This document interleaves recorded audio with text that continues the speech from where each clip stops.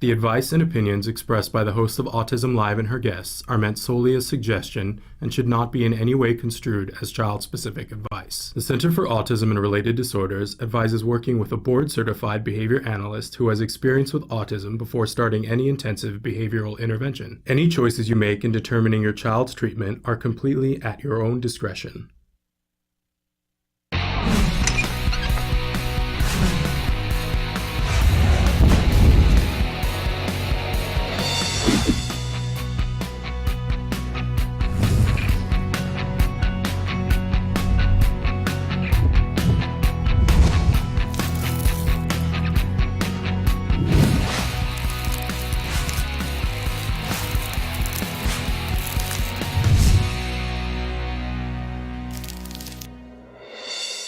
Good morning and welcome to Autism Live. Yes, we're back. We're live. So thrilled to be here with you. I'm Shannon Penrod, and we are webcasting to you live from the Center for Autism and Related Disorders headquarters in Tarzana, California. Been a long, extended weekend off. I hope that those of you in the United States had a wonderful 4th of July. Those of you in Canada had a wonderful Canada Day. And for those of you around the world, that you found reasons to celebrate and be with your family during this last week. For a lot of us, it's summer, not for all of you. I know we have some viewers in Australia, but you know, it's a time in which to enjoy and be together. But we're thrilled to be back here with you. We've got a really amazing show. A lot has happened since we last left you. A lot of things that we need to talk about, and we are going to delve right into them today. So I hope that you'll participate with us. This entire show is meant to be interactive. We want you to participate. We want to hear from you. We want to know your thoughts, your feelings, your concerns. Over the break, a lot of you wrote in and said, hey, I'd like to see a show about this. I'd like to see a show about that. And we've reached out to some of the guests that you said that you'd love to see here on the show. So I do want you to know that we listen. When you guys say, hey, I want to hear more about this, we do. And we also love your questions and your comments all day long and twice on the weekends, right? We love it when you participate and ask our experts and our guests questions that can help you to get to the progress that you want to see, because honestly, you guys, and I keep being reminded of this, and our stories today are going to remind all of us of this, progress is what it's about, right? It's so overwhelming sometimes to think about all we need to accomplish, both with our kids and with ourselves, and then when we think about the world, all that we want to accomplish, right? But if we just steadily make progress, it makes a big difference, whether it's on the small scale or on the big scale. Progress is what it's all about, and progress is available to all of us. So that's what we're working towards. But often if you don't ask the question, you're not going to get the answer, and sometimes you don't even know what question to ask. So it really helps so many people when you ask a question, because I can't tell you how many times I have listened to somebody else's question and said, oh, I didn't even know that was a possibility, right? So ask questions. There is no wrong question. There is no stupid question. Not here, right? Okay, a couple of other things that I like to remind you. When we ask you to be interactive, there are lots of different ways to do it. So Emily's going to show you some of the different ways that you can participate with us. Well, I'll remind you that our homepage is autism-live.com. When you go there, there's a lot to do. Really want to encourage you to sign up for our free newsletter. That's on the whiteboard that has like our Facebook and Twitter things. Sign up for that free newsletter. We've got some things coming to you. And this month, there was a recipe that you couldn't get any other place. On the newsletter. We're also going to have some ways for you to save some money, because I know how important that is to all of us, right? But when you're on that homepage, really want you to watch the live show when you can, or watch the most recently recorded live show. It's just as good. Even though you might have a little bit delayed gratification in terms of asking your question, you can still ask questions. The live feature, which is on the side there, is open 24 hours a day, 7 days a week, unless we have technical problems, which is very rare. I shouldn't even have said it, right? Put it out into the universe. But anyway, you see those white boxes, put your cursor there, start typing, hit enter, and it will show up here on the screen. If you're watching a live show, there's about a 2-minute delay, so make sure you ask early and often, right? Like they say about voting, vote early and often. Ask early and often questions, so I make sure I ask our guests while they're here. A lot of times it pops up right after we've said goodbye to them. I hate that when that happens. But also, if you're watching the recorded show, you can still ask questions. Just make sure you reference, I'm watching when you have Lisa Ackerman Zimmerman on and she just said this. I want to ask Lisa this question, right? So then I know to go back to Lisa and say, hey, Lisa, we had a question about this. Make sense? Makes sense to me. Okay. But we do want you to participate. It is free. There's no login. Nobody's asking for your personal information. Nobody asks for your credit card. How nice is that? And the purpose for that is for you to feel free to ask the questions, make the comments that you want. We get to be real here. We don't have to pretty it up for anybody, right? Act like it's something that it's not. But the bad part about it is that I don't know who you are. And if you say to me, I really need help and I need you to get back to me with this information. And if I don't know who you are, then I just have to sit on that and go, oh my gosh, I hope they tune back in and tell me who they are, right? So if you want something specifically, please tell us a way to get in touch with you. That's all I ask. Okay. I also like to remind you at the start of the show, I'm all verklempt already, that we have a lot of experts on the show. We've got some amazing people on the show. We have 3 of the heads of 3 of the biggest nonprofits in all of autism that are going to be on the show today. I mean, that's pretty amazing, right? But as I always tell you, I have experts that are on the show galore. I'm not one of them. I'm just not. I'm just a regular Joe or Gina or whatever it is who has a child on the autism spectrum. I'm a former teacher, so I have a real passion for educating people and for educating people about autism because my son was diagnosed at 2.5. And even though I was an educator, what I knew about autism couldn't have filled a thimble, right? And that was not helpful to me and it was not helpful to my child. And I was so lucky, and I'm so grateful every day, you guys, for the people that I met along the way, the parents and the experts that I met along the way who helped me to formulate questions, who helped me to find the answers that we were looking for. And remember that all of us are looking for different answers because this is not one size fits all. So in any case, I'm here to pay forward what was given to me. But remember, I'm not the expert, but we do have some amazing, amazing experts for you. Okay, so having said that, it's time for the jargon du jour. That's right, it is. We like to start the show with jargon of the day, to take these words and terms that sometimes make the meetings that we have with experts just exhausting, right? But we have found that if we make friends with these terms a little bit at a time and we get more fluent in them as time goes by, then we can use these terms to our benefit. It saves us time and it saves us money. And again, we get back to that progress, which is the thing that we're all looking for. So as we love Dr. Jonathan Tarbox on the show, and as he always says, how do you eat an elephant? One bite at a time. That's what we're doing with these jargon terms. Okay, so today's term is adaptive skills. Now, when you go in and have a meeting with an expert and they're talking about what skills you or your child has, at some point there are certain terms that are just going to come up, right? They're going to talk about receptive language, they're going to talk about expressive language, they're going to talk about EF skills, they're going to talk about cognition skills, and they're going to talk about adaptive skills.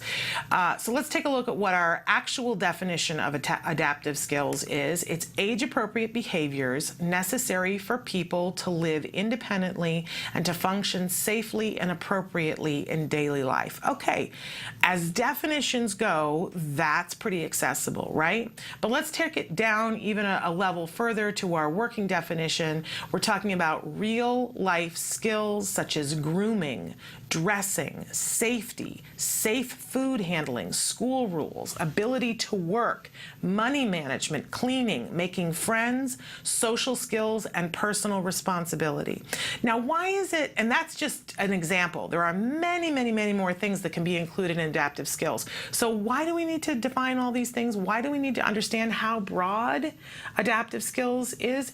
Because in our IEP meetings, our children have a right to a free, appropriate public education that works on their educational goals, works on their life skills and their ability to get a job. All of those things are entitled. If you live in the United States, your child is entitled to all of those things regardless of their ability, regardless of their age. So when they take a person and they park them in a room and they say that we're going to work on separating red dominoes from blue dominoes for 12 years, it's not appropriate and we're not working on adaptive skills. This is a really tough mix because you want to figure out when do you want to be working on education skills, when do you want to be working on life skills, and when do you want to be working on getting ready for work skills. And this is a tough mix, by the way, for anyone. It doesn't have to be because the person is on the autism spectrum, right? But I think it's a little bit harder when we're talking about the autism spectrum about knowing when do we give, how much do we give to which thing. And especially around those transition ages, sometimes schools will say, all right, we're going to stop working on the academic goals. We're not going to make that the highest priority. We're going to work on the adaptive skills. And you really want to make sure that you're getting the right mix for the individual. Because if we prepare a person for education and we prepare them to go to college, and they are up to speed and they know their trigonometry and they know their geometry, and that's wonderful, but they get to college and they can't take care of themselves. They can't brush their own teeth, clip their own toenails, take a shower. They can't wipe their own butt. They're not going to be successful, right? And how about just being able to fix something for them to eat so that nutritionally they're maintaining some sort of a healthy diet, or be able to take their medication. So these are really important things, and they have to be a part of the mix, and it has to start early. What percentage, right? It's going to be a design for each individual. But adaptive skills, we don't want to say that they're not important. We need to keep them in the mix. It leads to healthier, happier lives for everyone. Part of adaptive skills is being able to teach someone to not spread germs, to be healthy and not sneeze on somebody as they're walking by. We were in an amusement park recently, and I wish that somebody would go around and explain that. I can't tell you how many people walked up to me and coughed on me, and I am relatively sure that they were neurotypical. I don't know what their problem was, right? But we all need to learn these things. Okay, so that's our definition today, adaptive skills. We always ask you a question, and we really enjoy it when you guys write into us on Facebook and share them with each other. So today I'm asking you guys, what's the hardest part of taking care of yourself? We all struggle with different things, right? There are some things that are just very rewarding to us. I have a niece who loves to go and get her mani-pedi. It's very rewarding to her. And so her nails are absolutely meticulous. She knows how to make that appointment, get that appointment, and have that done. Now, at this point in my life, I have to be honest with you, that's not what's rewarding to me, but I still, have to maintain a certain amount of nail health, right? We all have different things that we struggle with, and we all have different things that we find rewarding. But our question to you today is, what's the hardest part of taking care of yourself? I've spent some time thinking about this last week, and I have it narrowed down to two that I think are the biggest. There are a lot of things that I struggle with self-care, but drinking enough water, and I just don't know why I can't kick that. Why can't I kick that keister? But I'm making a commitment, I have for the last week, that I'm just going to drink more water more of the time, and getting enough rest. I have had to break down and take a couple of naps. This is unlike me, but if that's the only way that I can get the rest, then I guess that's what it's going to have to be, because we have to take care of ourselves, right? So I'm just keeping it real. Water and rest for me are the number ones that just seem to kick my keister. And I'd love to hear from you guys. What's the hardest part of taking care of yourself? Is it just finding the time? Is that what's hard? Let's identify what the problem is. I love Temple Grandin says, we got to figure out what the problem is first before we can figure out how to solve it, right? Wisdom. Thank you, Temple. So what's the hardest thing? Let's name it, right? So we can claim it. And we'll have a moment later on today to kind of check in and see for you guys what you are struggling with. And remember that if you have a child who's on the autism spectrum, that we have to be role models. We have to set the model of, this is what self-care looks like. This is why it's important. This is why it's good. We have to teach them the skills to be able to do it, but we have to model the behavior. And for a lot of us autism moms, we're running around like chickens with our heads cut off, not taking care of ourselves and looking at our children and going, why are we not having more success teaching them how to take care of themselves? Oh, guilty as charged right here. So we're going to work on that a little bit this week. So we always have a topic of the week. Can you guess what our topic is this week? Yes, it is self-care. We are going to learn how to take care of ourselves. It is the best gift we can give ourselves. It is the best gift we can give our children, so that we can be here longer, that we can be here healthier and be here happier. It will prepare us for everything. Every single task that we have to take on will be easier, and we will be set up for success if we are taking care of ourselves. And again, we're modeling that behavior for our kids, showing them how important it is. This is an area where we have to walk our talk. I have not been as good And so this is as much for me as it is for all of you. You're gonna support me, and I'm gonna support you. We're gonna take care of ourselves. Okay, I mentioned before that a lot of stuff happened over the long weekend, and we've got some incredible guests that are gonna be with us this morning. So in just a few minutes, we're gonna be joined by Nancy Alspaugh-Jackson, who I know normally we don't have Nancy until we have her on Wednesday, but there was a story that has affected all of us very deeply, and I think no one more than Nancy. She is on a mission to do something to help. So Nancy's going to be with us, and we are going to be joined by Lisa Ackerman from TACA, Talk About Curing Autism. We've had Lisa on the show fairly regularly. She's an amazing woman. TACA was started in Orange County, and you guys probably heard on the news the story that came out last week about the 11-year-old who was found, his family had been putting him in a cage because of his behaviors, and it was in Orange County. So we're going to be joined by Lisa Ackerman from TACA, and we're going to be joined by Nancy Alspaugh-Jackson from ACT Today, Autism Care and Treatment Today, to talk about this topic and figure out how we all need to move forward to help families so that this kind of thing doesn't happen in the future, and figure out what we can be doing to potentially help this young man and this family that thought it was appropriate to put him in a cage. So that's going to be in just a few minutes. We also have some incredible breaking news for you, autism news from CMS, which is the Center for Medicaid and Medicare and Medicaid Services.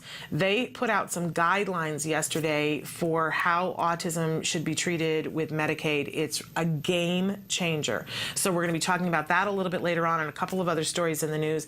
And then in the second hour, we have Scott Badish here with us, and he is from the Autism Society. He's going to be talking about a conference that they have coming up in just a couple of weeks that is amazing.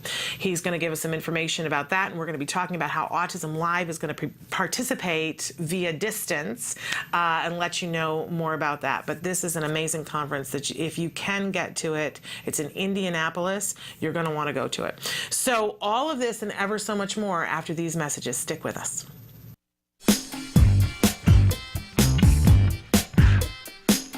Hi, I'm Ryan with Autism Research Group. We study ways to improve the lives of kids with autism. One of those ways is teaching safety skills, such as what to do if they get lost.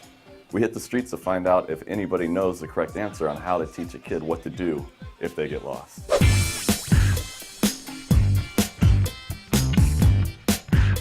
You're teaching a child what to do if they get lost. Yeah, you're trying to make them independent so they have the skills. Gotcha. Okay. Well, give them a compass. Code name's good idea. Centurion. We always have this whistle. Oh, I'd also tell the kid, don't get scared. You're gonna be all right, man. This is just the world. This is planet Earth. You're at home here. As long as you're on planet Earth, you're at home. As long as you're on planet Earth, you're home. This guy's a genius. With that flawless logic, he just solved our homeless problem. And as for the unique sounding whistle, although very cool, it'll probably only work if you're in close proximity. And a compass? I have her call me. Yeah, she doesn't have a phone. Parents are like, you're too young, you don't need a phone. Establish some sort of like meeting place. What if they can't find a meeting place? Because sometimes the kids get nervous when they get lost. Yeah. So like a backup plan, plan B. Yeah, I don't know. No, not really. Let them go and find a new kid. Yeah, I've got a different one. Yeah. There's not much you can do. There is stuff you can do. Right? That's right, there is stuff you can do. In 2012, myself, along with my colleagues, Dr. Jonathan Tarbox and Dr. Adele Nadowski, published a study in the Journal of Applied Behavior Analysis on teaching kids what to do when they get lost. The study demonstrated how 3 simple things, rules, role-playing, and praise, were effective in establishing these help-seeking behaviors. The benefit of this method is it doesn't require the child to have a cell phone or to have to locate a meeting place, which might be difficult if they're in a place like Disneyland. So once again, our method included rules, role-playing, and praise. Let's head back outside and learn about some of these rules. They should yell out loud. Can't find my mom, help me. Maybe yell out and scream for help. All right, scream really loud, Correct. And if that doesn't work, then, I don't know. well, they could seek help from someone. Find an adult. Yeah, go to a vendor, and say I'm lost. Find an adult, like a police officer or a fireman or an employee in the store, and tell them, and maybe they can help you contact your parent. It really is that simple. You don't need to get your kid a cell phone. You don't need to establish a meeting place that they might not be able to find when they're lost and panicking. And you definitely don't need to give them a compass. All your kid has to do is 3 things. First, yell mom or dad real loud. 2, if that doesn't work, find an employee. And then 3rd, tell the employee they're lost. If they can't locate an employee, then tell them to find a mother with children, because that's probably the safest person to approach. I'm not saying that most men are predators, but most predators are men. That is a fact. I've read it in a fortune cookie. All right, so you've gone over the rules with your kid, and you've quizzed them, and they're able to tell you the correct responses so they understand the rules. But is that enough? How do you know they're going to perform correctly in a real-world setting? You need to get out there and find out if they can actually do it. So you'd go over the rules and tell them, like, do this, do that, but how would you know if they actually knew what to do? If you wanted to shoot a basketball, and I just told you, oh, when you shoot a basketball, do this, this, and this. I never practice. You never practice, yeah, so it don't matter how many times we go over the rules or how well you can repeat them back to me. It's not going to change until you get on the court and practice. Maybe do like a, a little skit with them. Like a role play? Role play, yeah. Your child, you're lost in the toy aisle. Okay. What do you do? I'm an attendant, walking around. I'm lost, I don't know where my mom is. And then once you practice, you just like praise them, give them feedback, like, good job, you did it. Reinforcing it. Yes, this woman wins the prize for best comment. She pointed out the most important part of learning: reinforcement. Now, in our study, we used praise, but for your kid, you might have to use something else. You might have to buy them a treat, a toy, take them to their favorite restaurant where they can eat unhealthy food, and run around and climb through plastic tunnels that have the unmistakable scent of urine, and then play games, spending $20 to get a plastic little spider ring that they will eventually lose in a ball pit. The point is, you need to reward your child for correctly demonstrating what you've been teaching them. Okay, I'm gonna call her. Hello, your child, Ryan Autism is missing. There you go. Woohoo! Yay! So you tested it out I'll in the try. store to make sure I knew it. I had the rules, Yes. we role played it, and you made sure I knew it, and then like you said, good job, and all that. Now we're good to go. We're good to go. All right, Done? high five right there. Yeah. So there you have it. Give your child the rules, get out there and practice, and reward your child for responding correctly. For more information, please visit us online at autismresearchgroup.org. I'm Ryan Bergstrom. Thanks for watching. Yes, ding, no. Yes, this woman wins the first. Yes, this woman. Yes, this woman wins the best. Yes, this woman wins the first place. Yes, this woman wins. Why can't I say woman? Yes, this woman wins. What's the line? Yes! Welcome back to Autism Live. Really, we have. I was laughing at Ryan. I'm sorry. No, in it's the okay. break. We're all laughing about Ryan during that break. But in my opinion, we sort of have the who's who of autism moms with us today. We've got Nancy Alspaugh-Jackson here with us in the studio. She's the executive director of Autism Care and Treatment Today. We also call it ACT Today. And then joining us via Skype right now, we have Lisa Ackerman, the founder of TACA, one of the most amazing organizations that's out there for families. She just is tireless in what she does for families to help them with support. Really, both of you are tireless in your support. I would love to have half of your energy, one of you. So first of all, welcome both of you. So thrilled to have both of you here to talk about this devastating story. An 11-year-old who his family has, I guess, admitted that they kept him in a cage, Yes. had autism, and this happened. The story just broke last week, and it happened in Orange County. And Lisa, that is your home base. I don't know about you, but when I heard that it was in Orange County, it took my breath away, because I sort of felt like this kind of thing shouldn't be happening in Orange County. What did you think, Lisa? I mean, anytime you hear about something like this, I mean, a kid being kept in a cage, you're shocked. And you're afraid for that family. Like, what led them to want to use that as a solution? In my entire life of working with families, 14 years working with families, this is the first time I've ever heard someone caging their child. So deep sadness is number one, what I felt. Yeah, deep sadness. And Nancy, I know this really has affected you. It's, I've talked to you several times in the last week, and it's keeping you up. It's keeping me up, and it's had a profound effect on me. Number one, I just want to say my heart goes out to the whole family. The whole family are victims here, in my opinion. And I know the reaction when you hear that a family has kept a child in a cage for whatever period of the day is initially, oh, how horrific, oh, how shocking.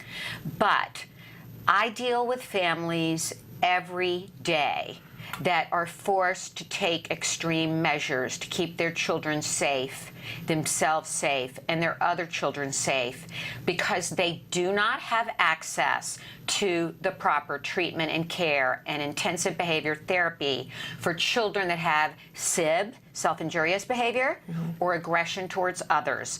And whether it's restraining children in gentle restraints, keeping them on a tether, or in this severe situation, I think the first thing we have to do is not judge, and say what led to this situation and how we can be a solution.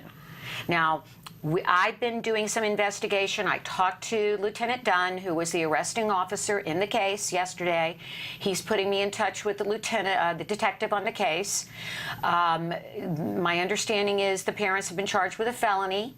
My understanding also is that the parents were offered help through the regional center. I do have that on good authority. As to what kind of help or whether they were able to understand that, what they might need to go through, perhaps it was parent training. We don't know those answers yet. And my concern is that if the child is in foster care, we at ACT Today may not ever be able to cut through that red tape to give him a grant for intensive behavioral support to stop these aggressive and self-injurious behaviors. Okay, well, Lisa, talk to us a little bit because, and I shared with Nancy, that's a pretty controversial thing that she just said in terms of the whole family being victims. I'd love to hear from you because you work extensively with families too. What's your take on this? Well, number one, caging your kids not the solution. I would hope that anyone who's having issues today, that we could maybe, nip the issue in the bud before we look at that as an option. And Nancy, one of the things I've noticed for families since the new California insurance law, now that law is available, I think 36 or 37 states, some families have tremendous issues with copays. And even though copays should be covered through other means like Regional Center here in the state of California or Early Start in other states, it's not always offered, nor is it the case that it's available. So again, I know for a lot of my families that we serve that have issues without having unlimited income, that those copays for each visit are not something they can afford. So that again, like you said, no judging. I can't judge until the facts of the case come out. I just know that cages are not the solution, and an intensive behavioral treatment, medical treatment, and also, getting parent training in there is really the best tools we have to address aggression. And I totally agree with that, Lisa. I'm not saying caging is a solution. Please don't get me wrong there. Yeah. I'm just saying we don't know all the... we don't know all the facts here. And Lisa, in our last grant cycle, we gave 41 military families the funds for copays because they could not afford it and they were facing going into collection and possible dishonorable discharge from the military had we not stepped in to give them the copays. Yeah. This is a huge problem, you're right. But where do they go?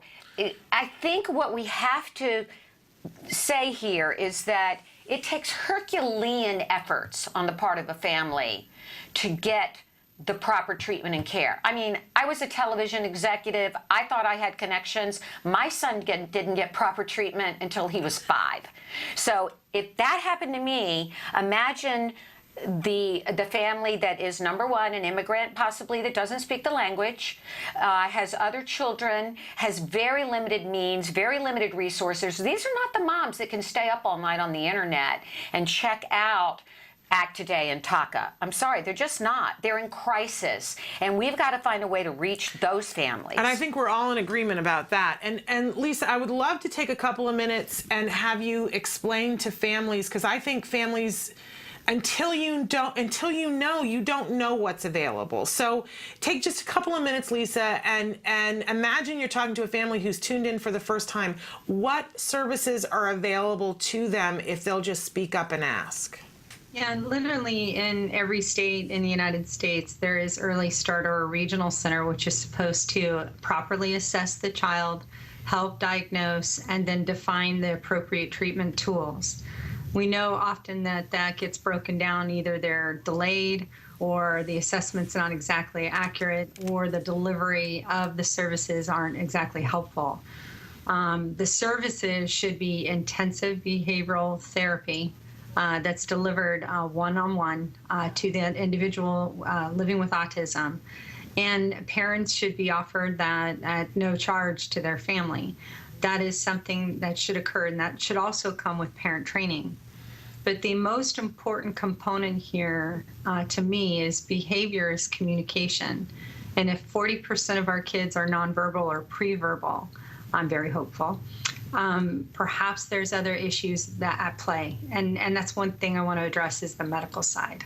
Absolutely. Talk to us a little bit about what, because I don't think enough families know what is available to them on the medical side. I think they're told there's only behavioral services and that's all there is to help their kids. So talk to them, Lisa, about what is available medically.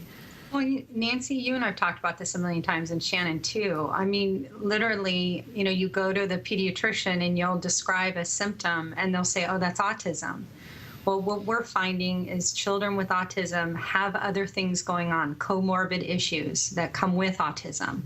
And some of the symptoms that we see in kids who have aggression, even if it's fleeting where it comes and it goes, or it's constant, there's almost always a medical root underlying.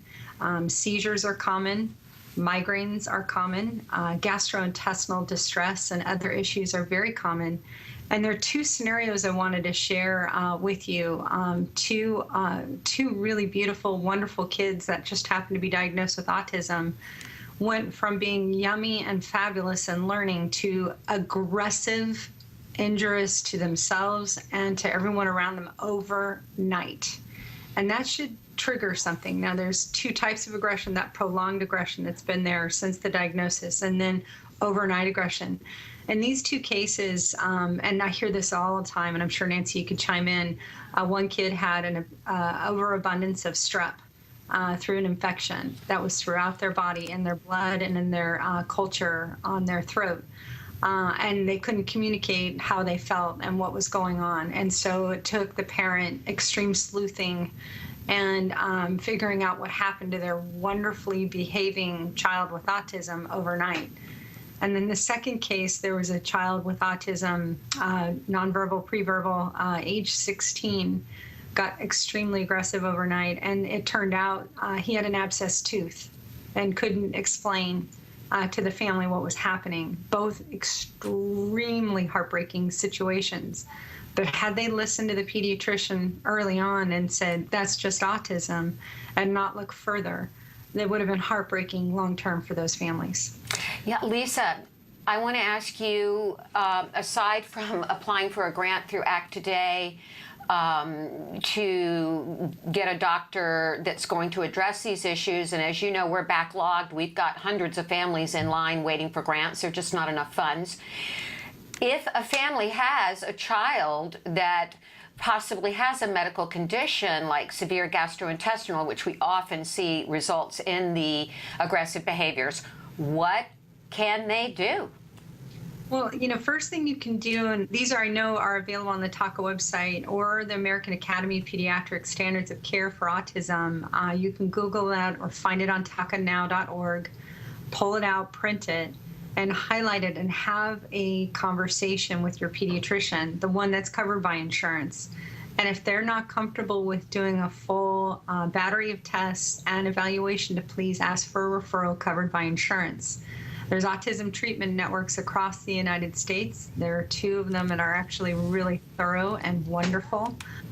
in Boston, the Lurie Center, and University of Arkansas. UCLA out here in California is stepping up and doing an incredible job to understand gastrointestinal issues.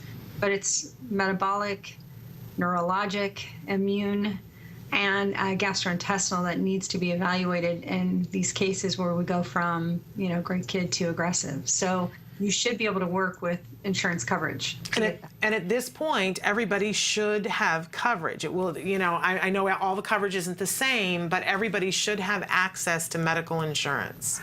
I guess I still go back to the parent that has no resources, the mom that's working 3 jobs, the husband might have, flown the coop because he couldn't handle. I'm just talking about the families I deal with. Yes. And the reality of those families finding and doing the research and doing all this, I'm telling you, is slim to none. We've got a big problem with getting the word out, and I salute you. Lisa, you and I work together.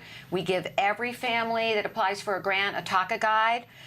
We tell every family, get a TACA support group. That is one of the #1 things we do with our grant recipients. However, I feel like there is a whole group of these parents out there that are just not able, because of the stress level on their family, to be the kind of moms we are and often work with. Okay? So yes, and I agree. But here's the thing for me, is that if we empower those families and tell them there is hope, there are people who will listen, there are places that you can go. You can go to the TACA website 24 hours a day, 7 days a week. You can get a TACA mentor that can help you through this kind of thing. And that doesn't cost you anything. I would encourage, and Shannon, sorry to dive in there, but to call the toll-free number or hit live chat on TACA's website. And live chat is open most hours of the day, including into the night. So what I would recommend is, if you don't have the ability to do the research but know there's an underlying issue, just reach out for help. Yeah. And that can happen, and you can do it through email, phone call, or live chat, that you're experiencing these symptoms in their kid and you need a referral. And I believe that each one of us had a moment when we were overwhelmed and the ship was sinking and we didn't think we were going to make it. Absolutely. And the thing that happened, I think I know for all 3 of us, is that we got a glimmer of hope that came in different ways, in different packages, but a glimmer of hope of there are people who have some answers. Maybe not all the answers, but some answers. And I think that the 3 of us and everybody who's listening who has that glimmer of hope, that we have a responsibility to share it and pay it forward. And I know you 2 do. I always want to walk in your footsteps, the 2 of you, to share it, but I'm asking everybody who is hearing our voices, share that message. Let them know where you got the help. I didn't know about the regional center until somebody told me, and I didn't hear about it from my pediatrician. I didn't see it on a billboard. Neither did I. I didn't find it on the internet. I found it from a parent who said to me, this is what you need to do. I didn't hear about regional center. I was told by the school district when my son was first misdiagnosed with PDD-NOS, that the regional center provided everything that was non-academic, like horseback riding and gymnastics. Nice, huh? So I didn't look into it, and then I went to, when Wyatt was 4, I went to a conference, and I heard Dr. Doreen Grampachet and Andrew Levinson, a wonderful, who we've had on this show, biomedical doctor, and I immediately started working to get Wyatt under Dr. Levinson's care, and immediately started trying to get through the card. It took another year before I was able to access card services. So I'm also saying that families have to be persistent. Yeah, they do. Getting through to get the information is, my expression, dog on a pork chop. And if you're a parent out there, you've got to make these calls to the regional center over and over and over again, sometimes to get an appointment, right? Absolutely. And the other thing is that a lot of these great doctors that do treat autism, unfortunately, do not take insurance. So in those cases, we, at Act Today, we do give grants. If it's a severe case, we call it an SOS case. We consider those cases first. And you can apply for a grant through act-today.org. Like I said, we have waiting lists of hundreds of families, but we will take into account if there is an extremely a dangerous situation where it's life-threatening to the child or the family. We'll put that first in line. And in both the cases that you were talking about, Lisa, were those families who had the children who had suddenly become aggressive. If they didn't have access to health care, or they can't pay the copay, Act Today is a wonderful way to go about getting the funds to be able to pursue that sort of help, correct? Yeah. And, I think just any parent, whenever you feel something is different, you know best, and to pay attention to that. And if your current physicians can't help you, ask for a referral and get that referral so you can get the help that you need. And call TACA if you need a referral to refer to. There we go. Now, we should take a break. We've gone way too long without a break. But, Lisa, can you stay with us, or do you need to go?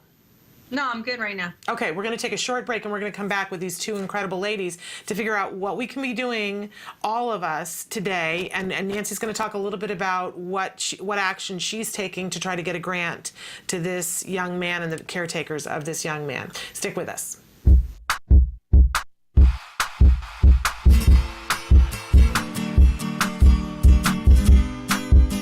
Hey guys, welcome back to Smarty. Today we're going to be making homemade glow-in-the-dark bouncy balls. So let's get started. The materials you'll be needing are 2 mixing bowls, something to stir with, measuring spoons, borax, cornstarch, water, glue, and glow paint and food coloring.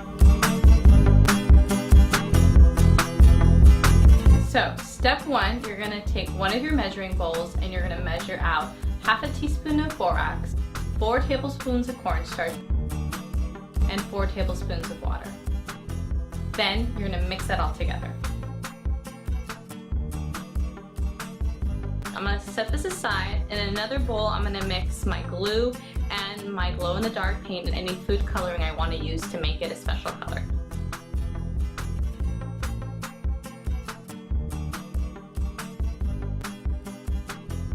I have 2 separate bowls with the mixtures in them. Now I'm going to put them together, letting them sit for the next 15 seconds, and then I'll stir them together. It's important that you let them sit for a moment before stirring so they can do their magical thing. Now that the 15 seconds is over, I'm going to stir together the mixture, making sure to stir thoroughly until I can no longer do it anymore. You'll see what I mean in a second.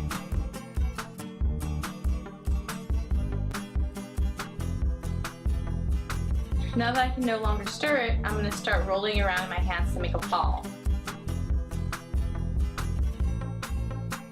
And voila, very own homemade bouncy ball. Woo! Well, I hope you had fun with this activity today. Until next time, drop down, guys. And you see me flying by your side. Welcome back to Autism Live. We have 2 amazing autism advocates, autism warrior moms with us. We've got Lisa Ackerman with us via Skype, and she is the founder of TACA, a really amazing organization. We encourage you to go to tacanow.org. Is that correct, Lisa? Org? You got it. Okay. TACAnow.org. Check out the amazing resources that are available to you there that Lisa has spearheaded. It's quite amazing. And then we also have Nancy Alspaugh-Jackson from Autism Care and Treatment Today. She's their executive director. I think the most incredible organization that's offering grants to families, because they offer grants for the things that the families need and ask for. It's not a one-size-fits-all of, we're just giving out iPads. You can apply for a grant. If you need help getting that biomedical help for your child, you can apply for a grant for that. You can apply for fencing if your child is at risk for eloping, and a wide variety of things in between. So 2 amazing women who make a difference every day in the autism community. Thank you, Shannon. I'm proud to be in the same sentence as my friend Lisa Ackerman. Yeah, well, I'm just proud to be sitting here with both of you. I just hope I want to seep up the energy. So I know how tireless the two of you are. And how tired the two of us. Well, I'm sure you are, but you get it done. It's impressive. Okay, so we've been talking about this, yeah, the coffee. We've been talking about this really horrifying case of the 11-year-old that the parents have been arrested because they admitted to, from what we're hearing, putting their 11-year-old who's on the autism spectrum and has violent behaviors in a cage. And we don't know, the family doesn't speak very good English. There were translators being used. We have conflicting reports about was he in there for hours at a time or days at a time. We don't have good information about that yet, but just the idea of the cage. Yeah, but Shannon, we do know that the child was well nourished, yes, well dressed, and apparently no signs of abuse. I have to stress that because that's what I heard directly from the police, the lieutenant involved in the case. But I just want to be very clear with everybody who's watching. It is not, and Lisa had already said this, it is not a solution to put your child in a cage. Ever. There are other resources available. We understand, and Lisa, you were saying before that why don't you tell everybody what you were hearing, that the family's sort of response to why they were putting him in the cage? You know, and this came from a few initial reports, so I think 4 that basically said the same thing, that the family caged the child to protect the child from themselves and to protect the siblings in the home from aggression. Right. And I think, you know, some people hear that and it sounds like, oh, well, then, you know, maybe their motive was not horrible, but we can't stress enough, this is not a solution. It is not okay to put your child in a cage. We're not passing judgment on this family. We want to be able to help everyone to get access to the resources that will help you to know what to do so that you don't need to put your child in a cage. And so that's where we're going to take this story now. Now, I know, Nancy, you have been hard at work trying to figure out how you can help this individual child and this family. And I want to give a shout out to our friend Christina Adams, who the author of A Real Boy, who is another great autism activist and advocate, and she has been helping me get through to some people in Orange County who've been dealing directly with the case. Here's what we know now is that the parents have been charged with a felony. The child has been put in foster care. Act Today is trying to get an emergency grant to this family so we can give the family intensive behavioral support, not just the child, but the parents. Teach the parents how to deal with the aggressive behaviors, and then have a therapist work directly with the child to help the child learn other coping mechanisms besides aggression. Okay, this is probably going to be very intensive because this child has probably been doing this a number of years, and it's probably extremely imprinted right now in him. The issue now for us becomes that once you reach a crisis situation like this and the child is put in foster care, it's going to be virtually impossible for us to give a grant to a child in foster care because of the privacy issues. And it makes it hard. It makes it hard. And I don't know how many of you out there remember the case of little Joshua Robb, who was lost up in the mountains of Big Bear for, gosh, over a week. And in that situation, as soon as Joshua was found, I was on a live report with Colleen Williams, and when the parents came out of the hospital with Joshua, we promised them a grant. They were overjoyed. The following week, the child was taken from the parents and put in foster care. He's been there for 2 years. And they just got him back 2 weeks ago. I just spoke to a documentary filmmaker yesterday, and not to get off on a tangent, but now we're going to be able to offer support to that family in the form of a grant. But we don't want this to reach a crisis point. That is why it's so important to say it's never an option to put your child in a cage. It's never an option to tether your child in the yard. It's never an option to do these things, because once your child is taken away from you, it's going to be next to impossible for Act Today to help in the form of a grant. Right, and you were talking before, Lisa, about asking for help and how important it is, and you were saying it's not an act of weakness to ask for help. You know, and it's not an act of weakness, like you said, but it's also easier to get help before it escalates to, a code red fire. When it's an extreme situation, it's really hard to provide the assistance like Nancy indicated. It just really is. When you're in the hospital, or, the police are coming, or CPS is knocking on the door, that's the hardest time to help a family because it's escalated so far. So the goal, and I know this is counterintuitive, is to get help before you need it. And to make sure things are in place, and to be part of a community where you're going to get the assistance long term. And that's what ACT and TACA do, is really just connect people to resources and the assistance they're going to need, so it doesn't escalate to, a code red. And so wherever somebody is at, whether they're the first day that their child has just been diagnosed, or they've got a 16-year-old that they've been seeing some violent behavior, tell us again, Lisa, what the resources are and how they can access information from TACA. Yeah, well, we have a toll-free number, so that may be one way for families. We answered 35,000 incidents of support last year. It's 855-726-7810. They can go to the TACA Now website, tacanow.org, TACANOW.org, and click on live chat, email, or the phone. Accessing us, we will get back to you and connect you to someone that can help.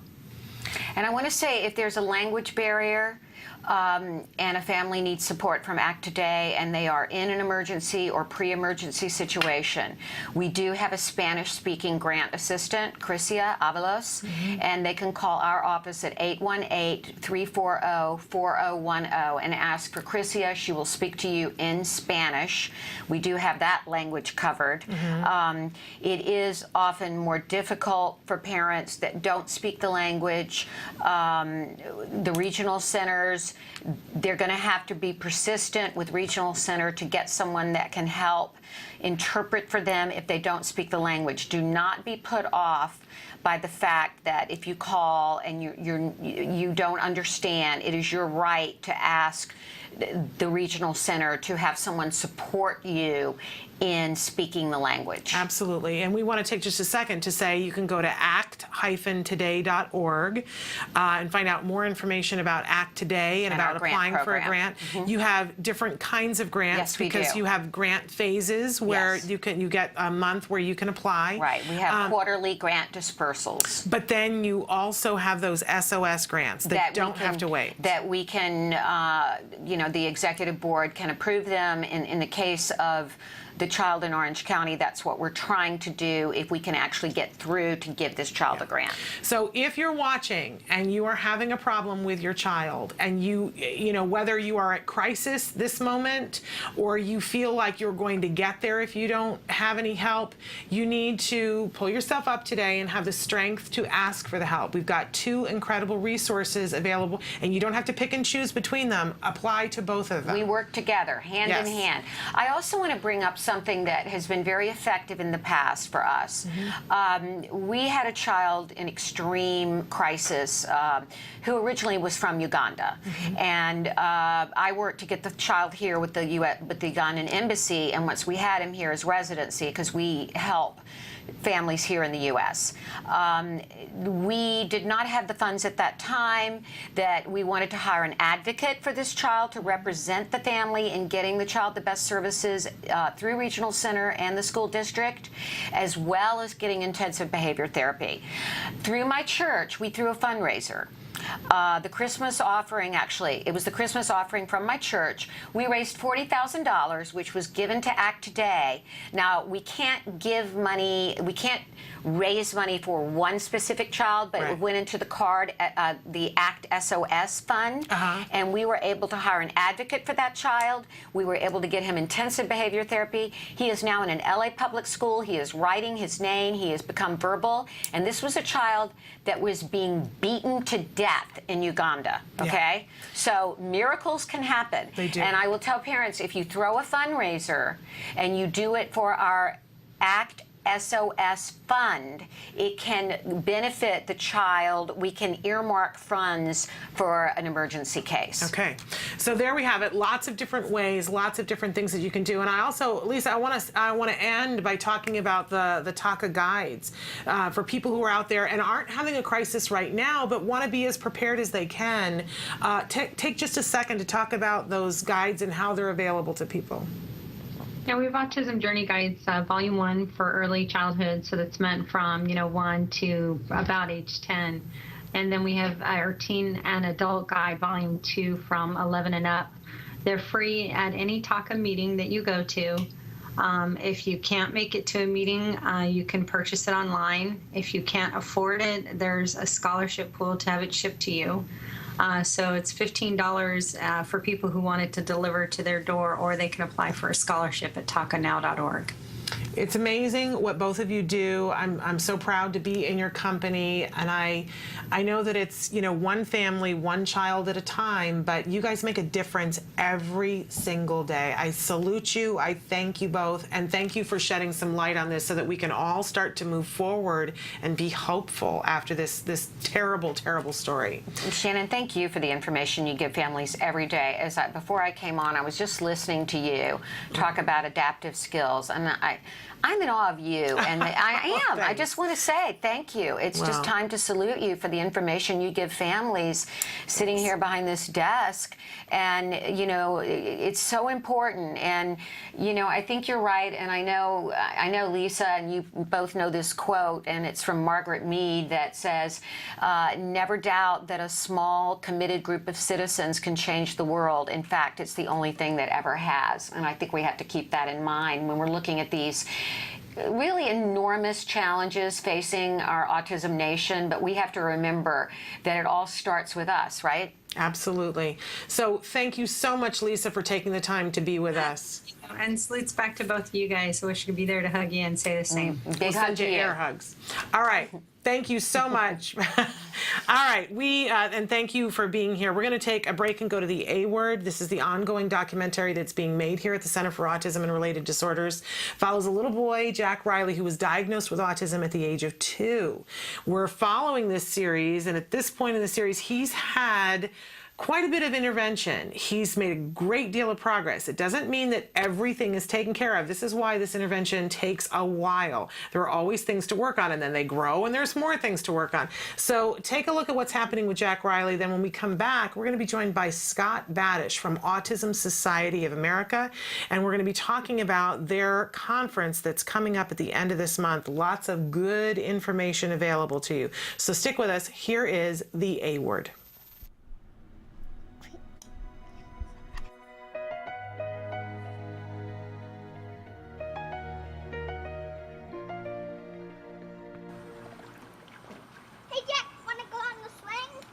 He's a happy, fun kid, and he was a happy, fun kid when he was diagnosed too, and I don't think at the time we really understood that you can be happy, fun, and still have autism. He's sort of giving us a hint that we don't need to worry so much, that he'll conquer whatever it is that he's dealing with. Uh-oh, that could be interesting. Oh no, the deck fell. You're okay. It's okay, buddy. Daddy will hold it. Let's try again. Try again. I know that it's very important to him, whether he knows it or not, that he has both of us in his corner. So for the dads, that's all I would say, is be in his corner, do the best you can, and if you screw up, just be involved. You're going to make mistakes, but just be involved. It's not going to go away, and quite frankly, you're way more valuable to helping him than you think you are in the beginning. There were times I thought I'm useless, and that's gone away.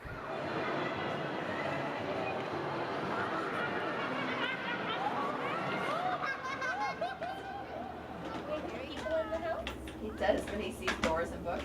Knock, knock, knock. Ding dong, ding dong. Hello. So, hello, don't you? Hello. Who is it? Hello. Good night, friends. I'm sleepy too. Wake up. Wake up, but I'm sleepy. Wake up. He's just really clever now. More creative when he's playing. He solves little issues or problems that get in his way, and he just smiles a lot while he's doing it, so we think he's enjoying it. Yeah, you will also bubble to top.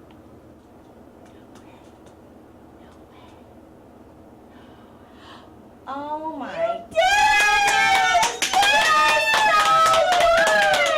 Oh my goodness, that was so impressive. Good job.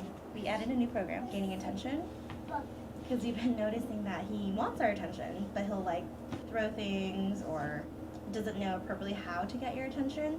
So we're going to be teaching him to tap our shoulder as well as call our name when he wants our attention. Twice. This is Jessica's first attempt in teaching Jack Riley how to gain attention. At first, Jessica tempts Jack Riley with an item he wants, then prompts him the entire way so he can practice and learn an appropriate way to gain attention. Look, do you want the fire truck? Look, that's what I have. You want it? Yes. Okay, do this, look. Say Jessica! Good job, try again, ready? Ready? Say Jessica! Say Jessica! Oh, what do you want? Oh, okay, here you go. There you go. Okay, do this. As Jack Riley learns how to gain attention, Jessica's prompts will fade until he does it independently. You want to try again? Okay.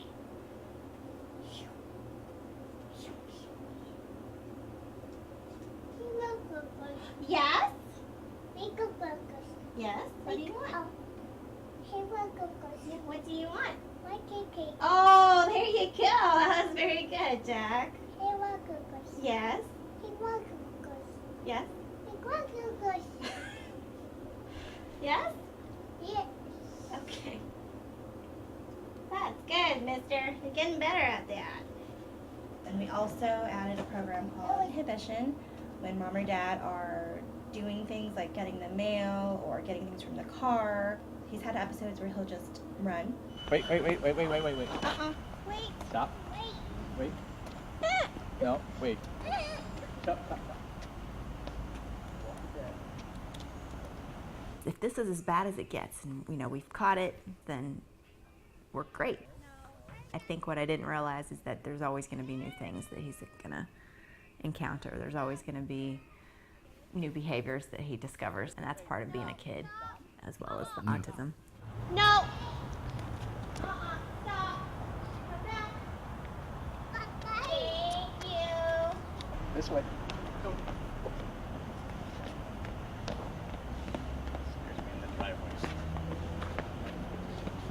We can go in this. Welcome back to Autism Live. Just wanted to talk to you briefly about this wonderful series that is the A Word. It is available to you on their very own YouTube page, and this is a tool. We talk a lot on this show about tools, and there are so many different tools that can be used in so many different ways depending on it's not one size fits all, but the way in which you need to go about achieving progress. So just want to go over some of the different ways you could potentially use this tool, but every time I meet people, they tell me they use it in different ways. So, but watching this series and seeing what an early intensive behavioral intervention is like, it can be very helpful. I don't want you to think, though, that it's this exact way with all children.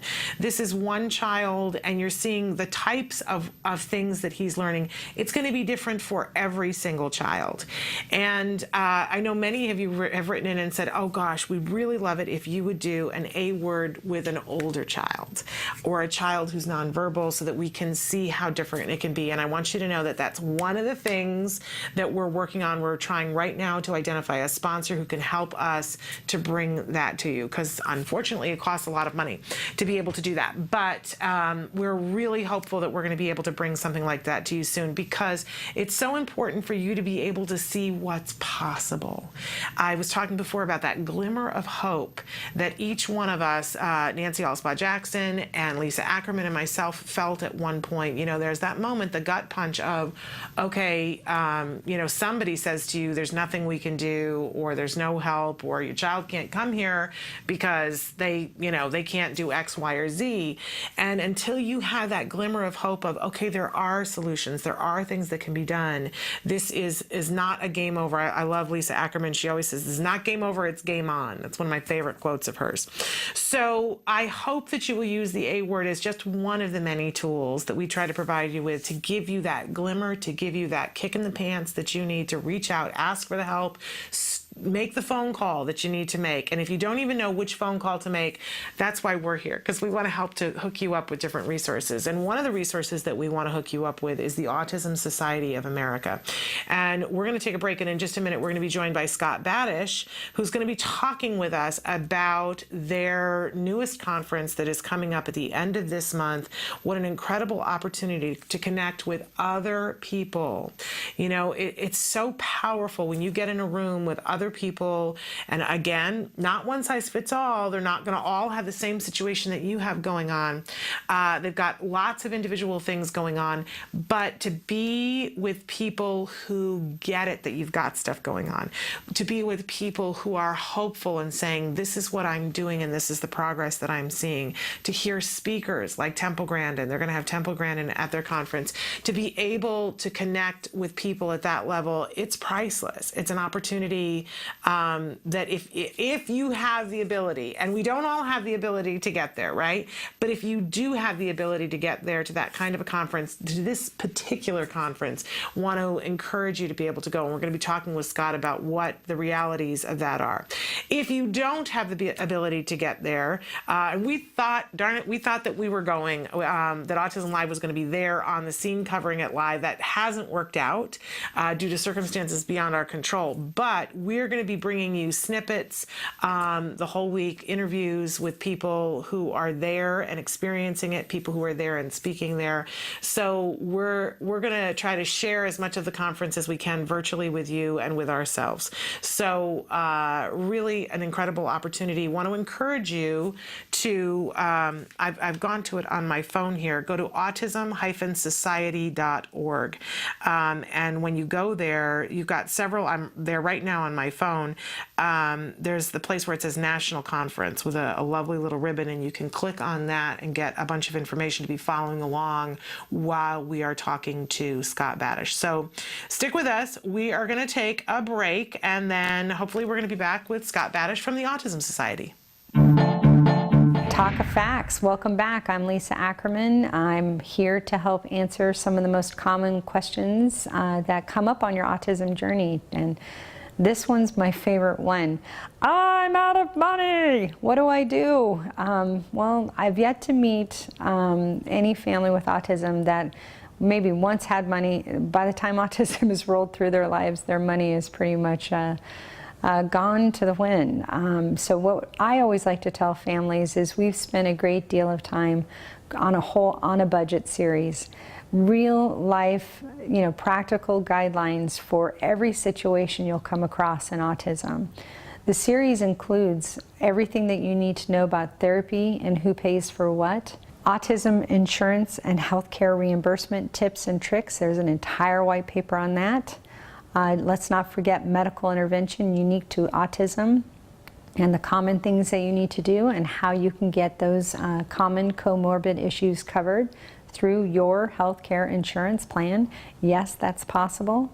Some of the other great on a budget series also includes, how to homeschool your child, what to do if schooling is not currently working out within the school right down the street. And the last one that's the most important to me is how do you feed these kids all of their allergy-friendly foods without going bankrupt?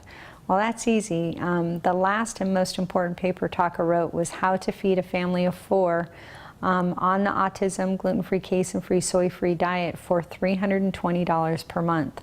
We know how to do it. We've assisted families living on food stamps, and so we know the resources. And then we also provide some great tips on what's available through public assistance, and also what are the current grants available through ACT Today or other foundations out there serving the autism community. We keep a current list. Currently, there's over 36 national organizations providing financial aid for families living with autism. So, if you're out of money, don't let that be the barrier for success. Taka can help you with our entire On a Budget series at the Taka website, takanow.org, and we'll see you back at the next Taka Fact.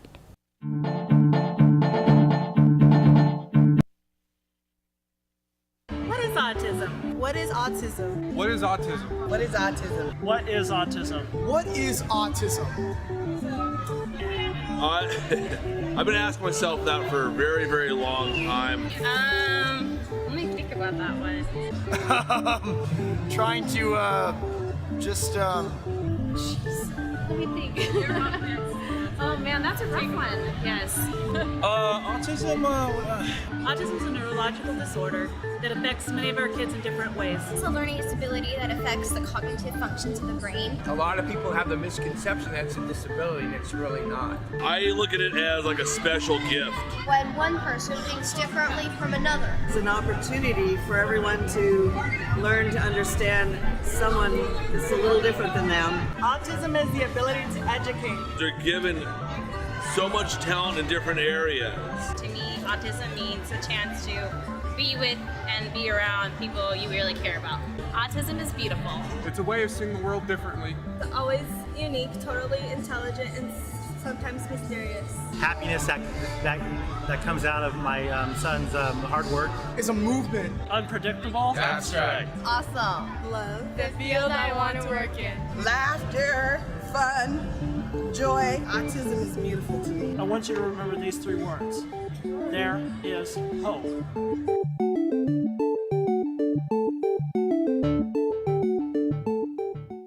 Welcome back to Autism Live. We're so thrilled. We have on the phone with us right now Scott Badish from the Autism Society of America. Welcome, Scott. Welcome back to the show. Oh, thank you. It's great to be back. Well, thrilled to have you here, and really want to take a couple of minutes to talk about your 45th annual conference for the Autism Society. I can't believe you've had 44 of these before. This is amazing to me. Yeah, it's the longest running national autism conference in the nation, I think in the world. It's harder to find that out, but it's been going on for 45 years, originally set up in 1969 by parents who wanted to have a once-a-year gathering of parents, particularly, and other family members to talk about autism, to see what resources are available when so few were available at that time, and to learn from each other. It has now become a great 3-day conference where we get over 1,000 people. Parents, family members, individuals on the spectrum are a large part of our population who attend, and professionals. So it's a great conference. And so this is coming up fairly quickly. You're starting on the 23rd and it goes through the 26th of July? Right. It starts on the night. It's in Indianapolis, Indiana, at the Indiana Convention Center, which is just a wonderful venue, and it's a great city to have a conference. We have a great autism society serving Indiana.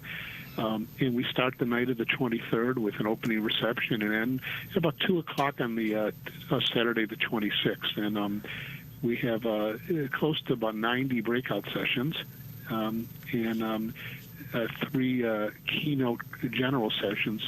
Temple Grandin will be speaking. Sharon Lewis, who's the director of the federal department that oversees disability services, will be speaking, and we can have a very high-level panel on adult services in one of our general sessions. Plus, we give out awards to our Self-Advocate of the Year, the Volunteer of the Year, the Employer of the Year, and the Book of the Year, and a number of other efforts. So it's a great conference. Absolutely amazing. And so give us an idea, who is this right for? Well, it's right for anyone, as I say. I mean, it's right for, let's look at each group. Individual with autism, we get a large group of individuals. Our sessions are geared for each group of people, and we encourage people to commingle in those groups because they can all learn from each other.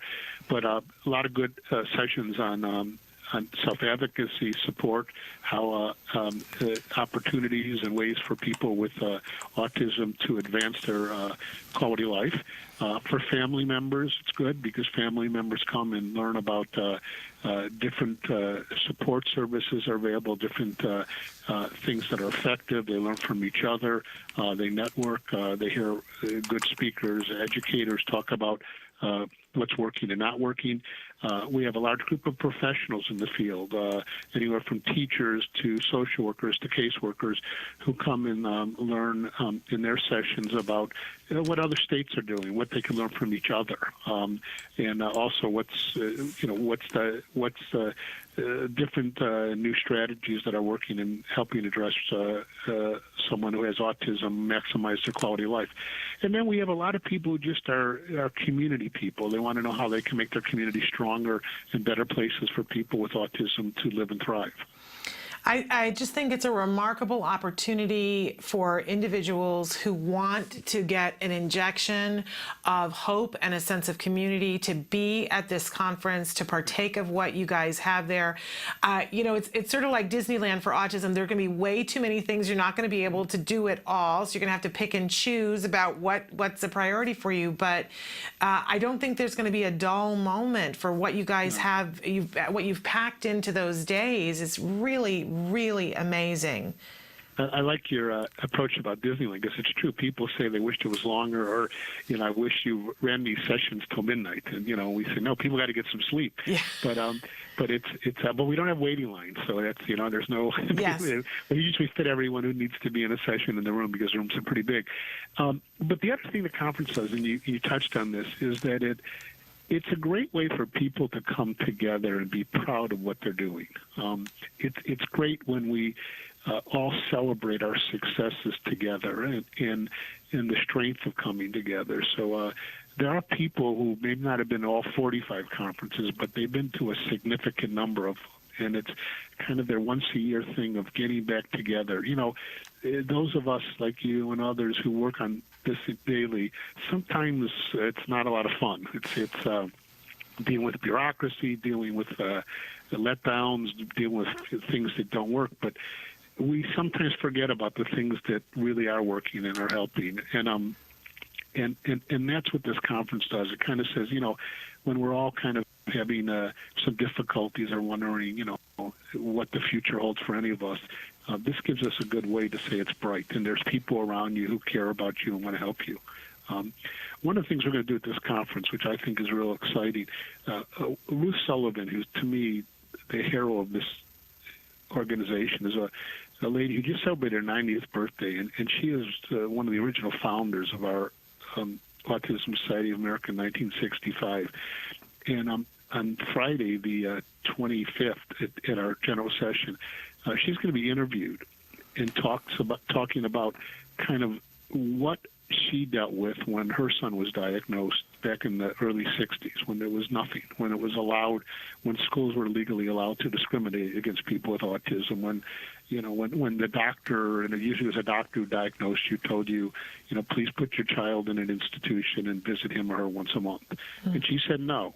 And one of the things we want to do is never forget those people, those pioneers who opened the road for us, because sometimes we get mad, and we deal with a lot of younger parents who sometimes don't realize that there's people who open those gates for us, who we have to celebrate their lives. And that's the part of the conference I'm just really looking forward to. And to hear Temple Grandin, who will be our first speaker, you know, she's the rock star, and she just, you know, inspires and just shows everyone the beauty of autism. Well, I love this, Scott, because, you know, I'm a big believer that you have to know where you've come from in order to know where you're going. And I think it's amazing that you're gonna salute and talk about the pioneers, because it's chilling to me when I think about what autism was like 45 years ago. Exactly. You know, and I think one of the things we're going to challenge people is to ask, you know, and I ask myself a lot, if my son, who we learned of his diagnosis in 1996, if we had been in 1960 and learned of a diagnosis, what would I have done? You know, those are hard questions. I'd like to think I would have done what the Ruth Sullivan's done. But, you know, the fact is that we still have so much more to do. But, you know, we sometimes forget those pioneers who said, no, you know, my son is entitled to, or my daughter is entitled to an education. God darn, they're going to get it. Yeah. And guess what? Now every child with a disability is assured of an education, and if they're not, the school districts get in trouble. Right. And should. Well, and of course, we love Temple Grandin, and I say on the show frequently, if you have an opportunity to see Temple speak in person, there's nothing quite like that. It's something that we all need to treat ourselves to. While, and Temple is very healthy, and we have every reason to think that she's going to go on speaking for many years, but I do encourage people, make sure that it should be on your bucket list, and this is a great opportunity to see her speak and get to have all these other things happen. So, Scott, talk to our viewers about how do they register for the conference? How do they go about getting there? Well, if you go to our website, www, then the word autism with a dash, and then the word society.org. On our homepage, it'll come up conferences, click that, and it tells you how to register. There's registration fees. It'll show you that we are very inexpensive compared to conferences, but as much as we love to put the conference on for free, we can. It gives you information of hotels. We have 3 hotels that are serving as conference hotels for those who need to stay over.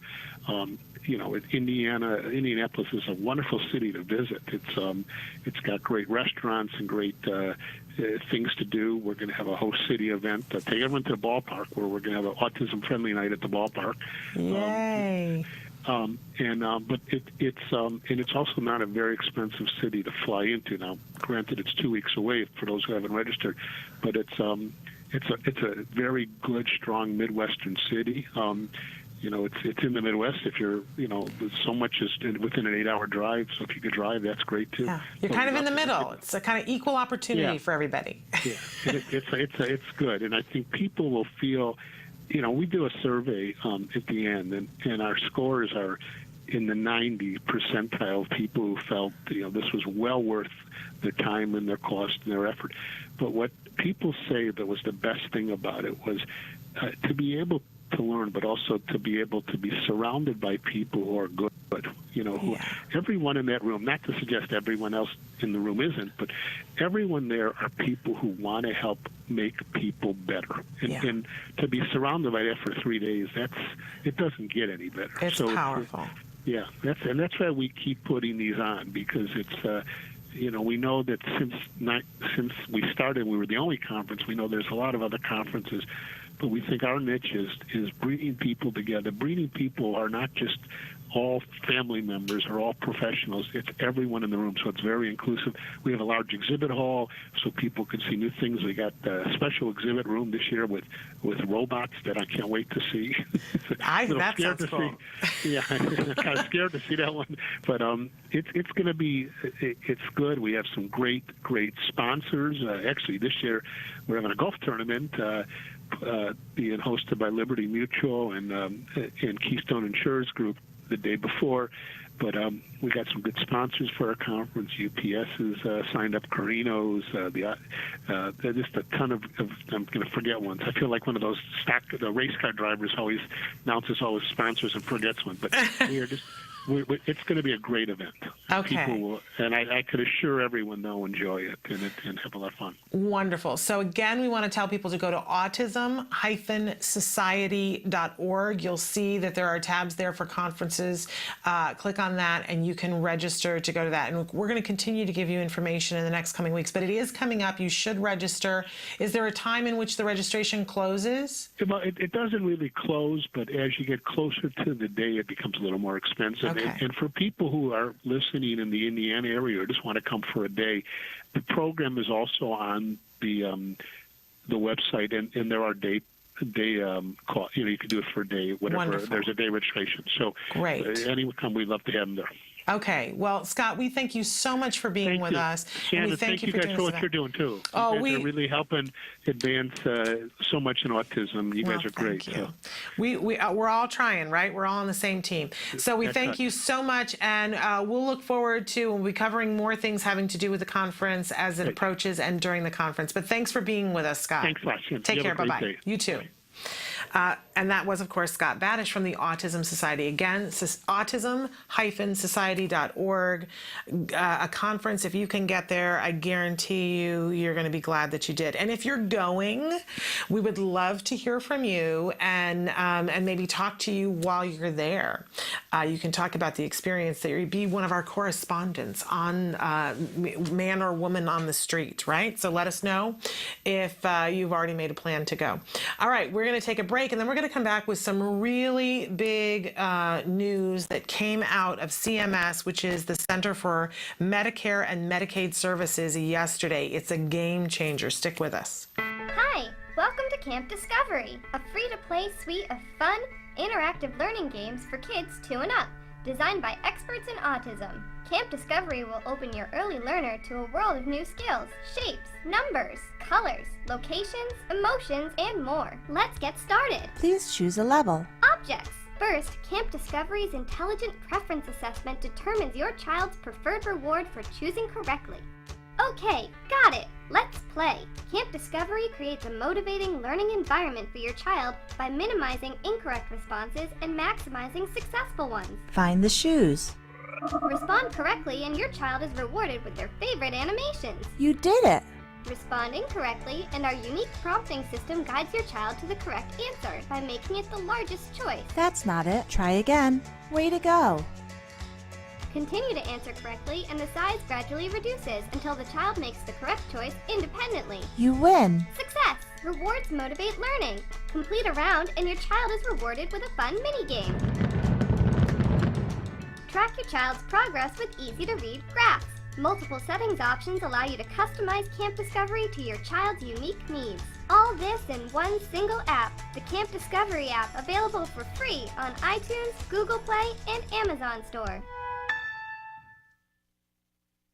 Welcome back. We have an announcement for you today, and I'm going to be honest and tell you that a bulletin came out yesterday from the Center for Medicare and Medicaid Services, and it is still being combed through by lawyers and policymakers to understand the full ramifications of it.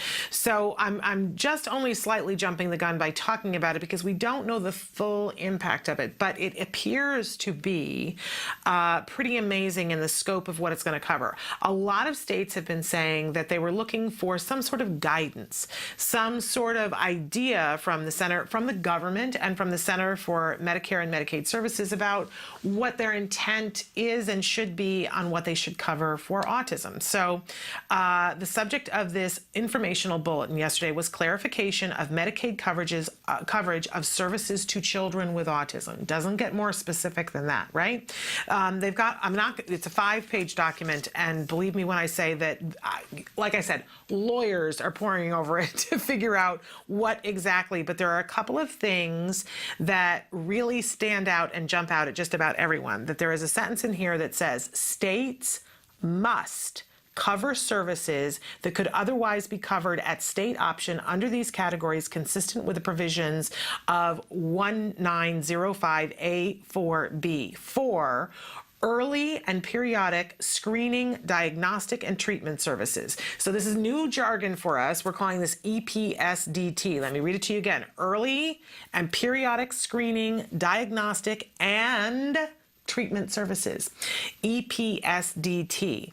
Now, in reading the entire document, it kind of separates into, there's regular Medicare, Medicaid, that is for anyone at all, including individuals who have autism who are 21 years and up. And I'll detail in a second one of the things that talks about what should be available for those that are 21 and up. But it specifies that if you are an individual who is under the age of 21, that you should be eligible for early and periodic periodic screening, diagnostic, and treatment services, that EPSDT. Now, it does make the hard line at 21. And it goes into some great detail in this memo, but it says that states must cover it if it's in the state option. So this is very interesting. We're looking at how this is going to impact each and every state because, for instance, in California, there is a mandate. So and additionally in our Covered California are 3 Affordable Care Act plans that are available.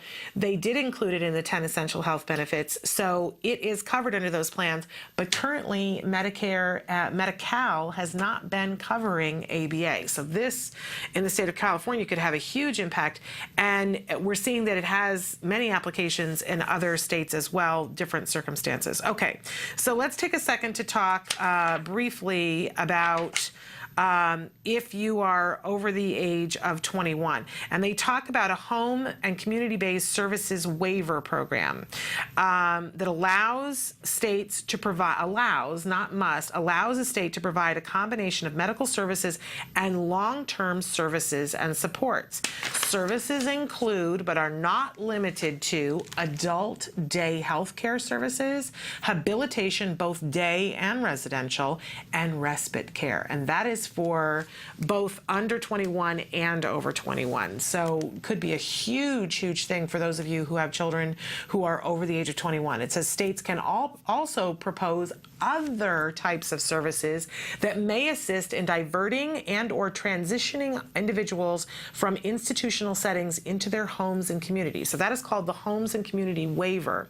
And the article, the bulletin goes on to talk more and more about what getting that waiver means.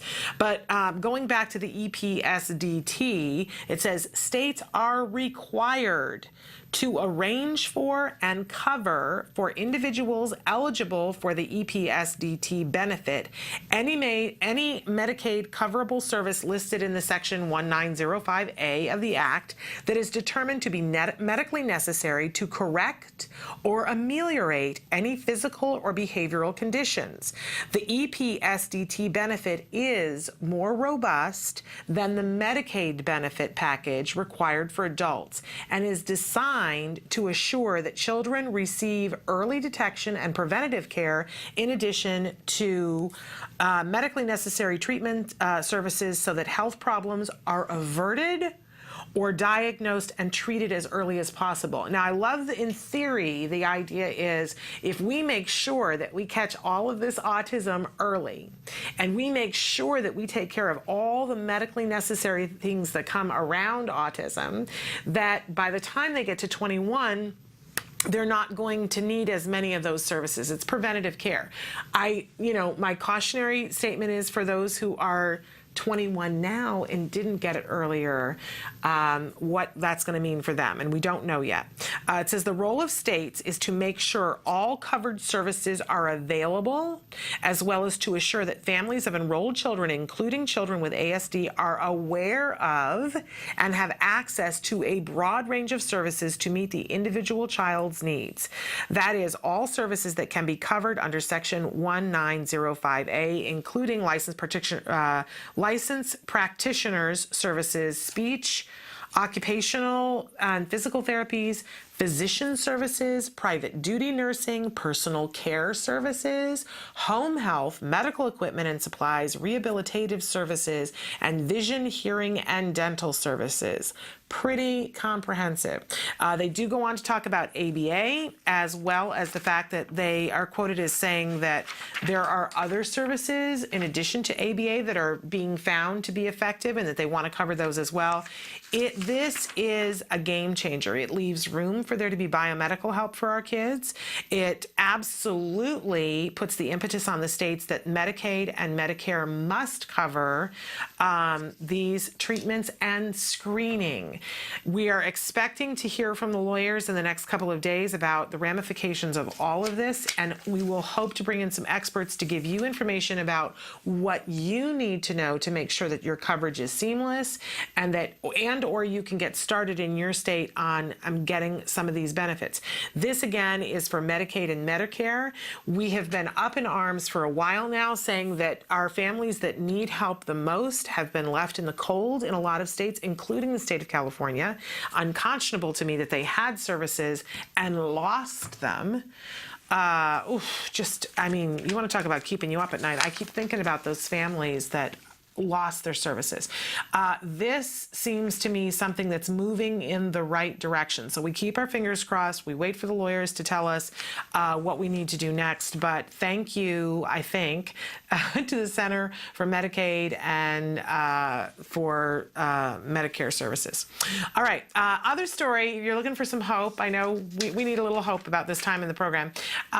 We reported to you earlier this year about a school, the Delran School District in New Jersey, that had a boy who wanted to attend school with his assistance dog, and the boy is on the autism spectrum. His dog helps, and the Department of Justice had reported that the boy's service dog alerts about the autism, loss of my thoughts here, that the dog alerts people around them when the child is about to have a seizure. The dog provides mobility and body support and also mitigates symptoms of the autism. The dog was trained to prevent wandering, to disrupt stimming, and to apply deep pressure to prevent or limit meltdowns. The mother was exhaustive in contacting the school district and saying, what do I have to do in order to make it available so that my son and his dog can go to school together? And she did everything that they asked her to do, and they still ultimately refused. And so lawyers got involved, and this school district now has reversed their position on this. Thank you very much.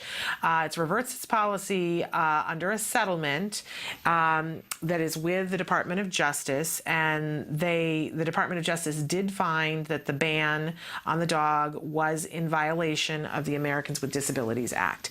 So they have agreed to allow the dog to go to school, and they have also agreed to pay the boy's family $10,000 in compensation. And I think that that's a wonderful thing that they are now, they under the settlement, the school district was allowed to change its policy without admitting liability or wrongdoing. Okay, whatever you need. But really amazing what the mom had done. I mean, she dotted every I, crossed every T to try to make it happen without a lawsuit. And then there was the suit.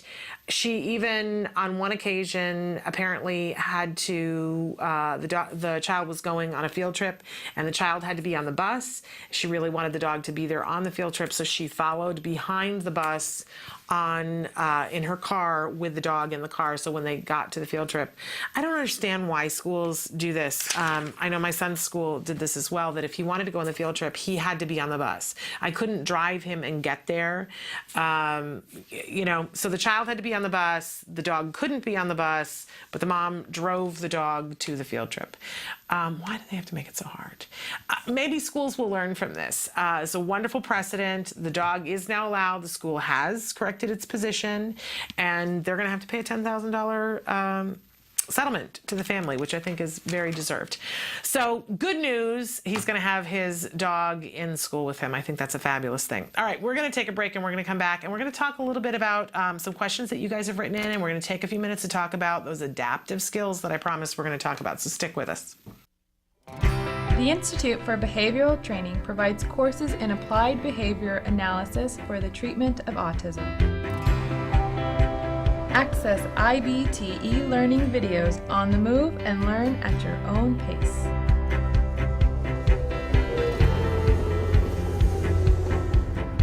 I'm going to talk a little bit about intensity. IBT e-learning makes any location your classroom on the go. So our objectives for today are to really learn what is autism and how is it diagnosed. Get professional guidance with IBT face-to-face training. IBT face-to-face training courses prepare you to effectively implement ABA-based interventions. Choose between small group and one-to-one instruction. Earn BCBA supervision hours via one-to-one video conferencing. So I had a chance to review your BIP today. You know what? It looked really good. You did a good job with it. IBT continuing education courses. Earn credit through webinars, conferences, article reviews, and e-learning videos. You can learn more at ibehavioraltraining.com. IBT, 360 degrees of ABA training. Welcome back to Autism Live. You guys have written in a bunch of questions over the weekend. Some of them I'm going to save because we're having Dr. Doreen Grandpichet here tomorrow for Ask Dr. Doreen. But the ones that are, there's one in particular that's specifically to me that's about toys, and you know I love talking about toys. Okay, so hi Shannon, what type of advice can you give me to help my son with his play skills? He's 4 and does not play with toys much. And when he does, like with trains, it's very restrictive and the same way. Are there any particular toys that my 4-year-old might like and are good toys? He has some functional language and does interact with us. He has difficulty with staying on task, eye contact, and following directions. I know you had a special during Christmas that I missed where you talked about specific toys that were good for our kids. Can you give me some ideas? Thank you for your help. Yeah, and I'm going to remind you that a couple of things. We did do a whole series on toys at Christmas time, and all those videos are available for you. You can look at them for free whenever you want on YouTube. You can look at them on I think you can look at them on iTunes. I know you can look at them on YouTube. So I encourage you to check some of those out, but let's go down some of the lists. So one of the things that we want to do when we're looking at toys for a child is we want to stop and consider, what do they already really like? And if you know that he really likes trains, then you're going to work on certain types of play skills and broadening play skills around the toy that he already likes to play with. So if he's playing with it in a really restrictive way, and I go back to the A word because most of our kids like trains, right? And you see at one point in the series, Jack Riley lays on his side and is watching the train that way. And the therapist doesn't allow him to do that and says, sit properly, or whatever the phrase is, that sit nicely, I think she says to him. And she makes him sit up to do it. And he throws a hissy of All America that goes on for 20 minutes. And it shows the process of how they deal with that by not giving it attention, letting him have his feelings, but then making him sit up. And you have some feelings about it and you go, well, why can't he just play that way? Why do we have to make him miserable? But the point is that if he lays on his side and plays with the train that way, then he's going to miss out on all of the attention things and all the social aspects of playing with trains that are going to come later on, and then he's going to miss the next skill and he'll just keep getting behind. So watch the A word to see when he does that and how the therapist deals with that. So here, if your child, and I don't know what restrictive things your child is doing with the train, but you know, one of the things that we can do is take a toy that they already like to play with. My son used to, at that point, I'm trying to think, right when he was about to turn 4, he really liked to take blocks. And we had gotten him the Duplos that are the Legos for the younger kids because they're easier to put together, and he didn't have the fine motor to do the small Legos yet. And I have to say, Legos are amazing because you can use them for so many different things. They are the ultimate multi-purpose toy, and now they have them very girl-centric too with the Lego Friends.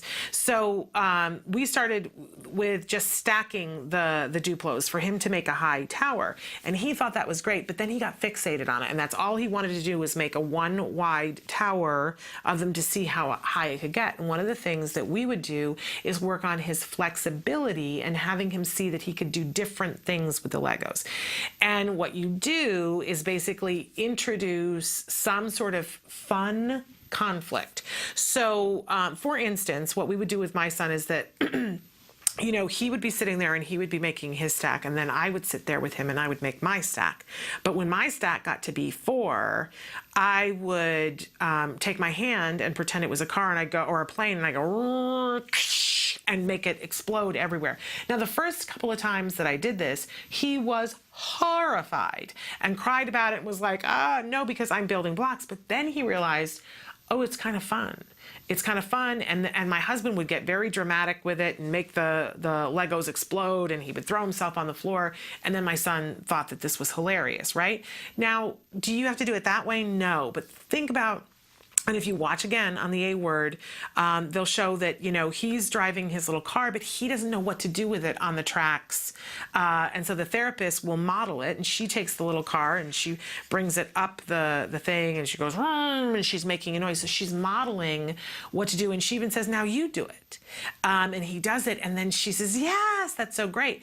And then you'll see her at one point introduce conflict. So he's got a car and doing this, and she brings her car up and she goes, crash, right? it's the beginnings of teaching cause and effect, but you're also working on flexibility, and you're showing them that there's more than one thing to do with a toy. You're showing that, oh, it could be used this way, it could be that way. And don't be afraid to be nutty. Like, be totally, totally nutty. So you're playing with cars and you're doing the different thing with cars, and then have it go up your face, right? And the child's gonna look at you like, that's outside the rules. But what we're teaching them is that with toys, there really kind of aren't rules, so that they can be as creative as possible and find different ways to use something in a different way. But again, that sort of playful conflict that, especially for boys, they love it when things crash, right? You have to be careful that that's not the only thing you do, because then they get into the crashing and then you have to introduce something else. So be creative with the toys. Find other things to do. And if you want to get them interested in art, let's say, and so you get some non-toxic paints, or you make some non-toxic paints and you're painting on the paper and they're really not interested, you know, then it's time to paint something on your hand and make it talk. And the child, initially they're like, you know, what are you doing? I don't like that, right? But the crazier you get with it, it gets their attention for just a second. And then, you know, I had a therapist who used to draw on my son when he wasn't paying attention. And Jen would just be like, what are you doing? But then he would get his attention back, and then he would do something fun with the toy, right? You have to get a little crazy and a little fun with the toys yourself, and make it look like it's fun, to get that sort of interaction going. So, okay, so that's taking toys that they already like to play with and doing them. And we also talked about Legos are a great thing to introduce it for, and you can start with Duplos. You can go to garage sales or ask your friends, has anybody got some Legos that I can borrow, or some Duplos? We already gifted our Duplos years ago, and I don't know when we'll ever gift he's 11 and we're still playing with the Legos. Very age appropriate up until, you know, it starts to get a little nerdy around 12, I'm told, 12, 13, and then they have to play with them in a certain way. But you've got tons of years ahead of you where it's going to be very, very age appropriate, especially with the Lego movie that just came out. Like, has he seen the Lego movie? Because I have a feeling, I mean, you want to talk about showing you the myriads of ways that Legos can be used. A wonderful, wonderful toy to be used. At 4, my question is, are they doing anything on the computer yet?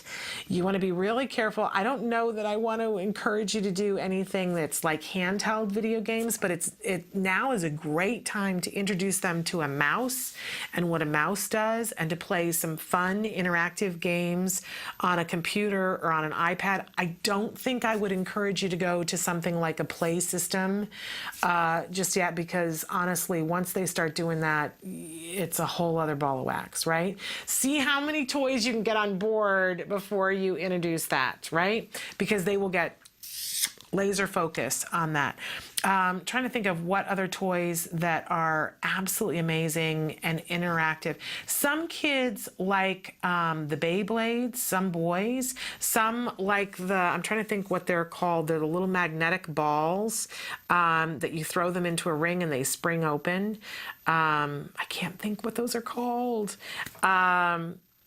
4 is a great time to introduce some of the characters. If there's a show that he likes to watch, a lot of times there are little characters to go along with it, and you can play lots of games with the characters and you can have them talking. 4 is a great time to have puppets. For boys, that's still going to be age appropriate for a couple of years. We would have play dates and have some kids come over and they would play puppets and put puppets on, and the language that we got out of our son by having the puppets, and we videotaped some of them. He just absolutely loved that. But again, think about what is your child interested in. And the thing that I would always do is that I would take my son to the toy store, I would stick him in the cart, and I would start piling toys into the cart and watch him. And I would spend over an hour and watch him play with each individual toy.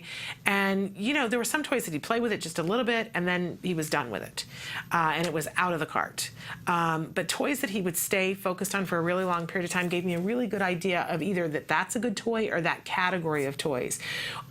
He had when he was 3, we got him a dollhouse, and we had the little characters for the dollhouse so that we could teach family and relationships. By the time he was 4, he was past that and not interested in that, but he had the little characters. And Imagine Next is a company that puts out a lot of, he has a castle that like folded, and there were little pirates, and he had a pirate ship. Those are really good toys that boys can play together, and where they're working on social skills, but they can be very expensive. So I wouldn't get anything like that until you know that he's really into that. I'm trying to think what else at 4, because we were not yet into robots at 4. But take him to the toy store and just see what else. I always used to love birthday parties because I would ask the other moms, okay, what are the kids into right now?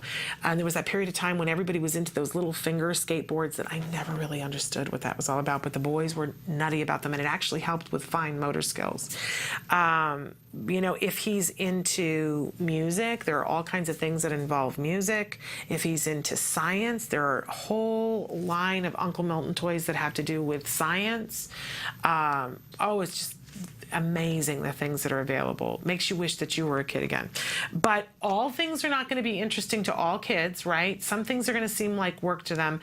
I think it's really important to figure out what they like to start with, and then just keep broadening and broadening and broadening. But if he's into trains and you've already got a train set, let's expand what he's doing with the trains, and then get at least 1 or 2 more things on. But for instance, you can get the Legos and build, an arch that the train has to go under, right?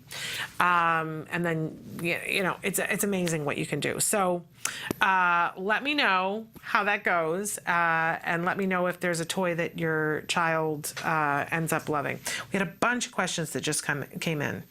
All right, we're going to take we don't have time for a quick break. I'm just going to deal with some of these. No, let's take a break. I can't decide. So I can read through these and see. I think these are ones that we're probably going to save for tomorrow for Dr. Gramsci. Quick break, and we'll be right back talking about adaptive skills. Stick with us.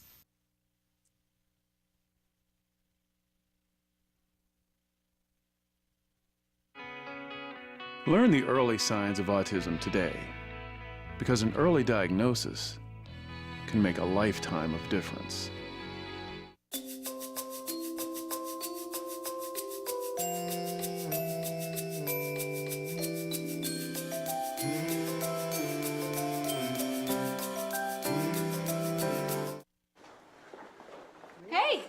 Made your favorite? With real egg noodles and bite-sized chicken, Campbell's Chicken Noodle Soup is the one kids love.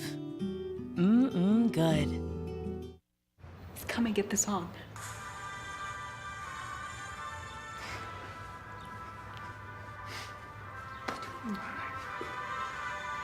Thanks. Stream your favorite content when you want. AT&T.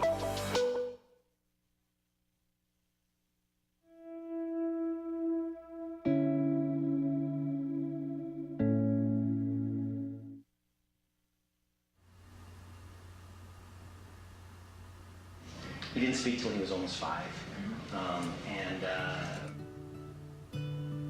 There's a time when my wife and I just didn't think we'd ever have a conversation with him, and now he can build and program computers from scratch. So we kind of really consider Reese a huge success story. Sounds like you got a pretty good dad too. Yeah, he is a really awesome dad. Okay, we've got about 8 minutes, and I got about 22 minutes worth of things to do, so I'm going to talk fast. First of all, for those of you who have been writing in, there are a couple of questions that came in today that I'm going to save for tomorrow, because I really feel like Dr. Gramsci is going to be so helpful. The person who wrote in about the adult daughter, how do we get her to keep her room clean? It's a mess. I absolutely think that Dr. Gramsci can help us with that. The person who wrote in the skills question about when a child, that a lot lot of the skills lessons need a verbal response. I'm going to have Dr. Grampachet answer that, and make sure you tune in for it because there's a great way that you can use skills even for children who are pre-verbal or non-verbal.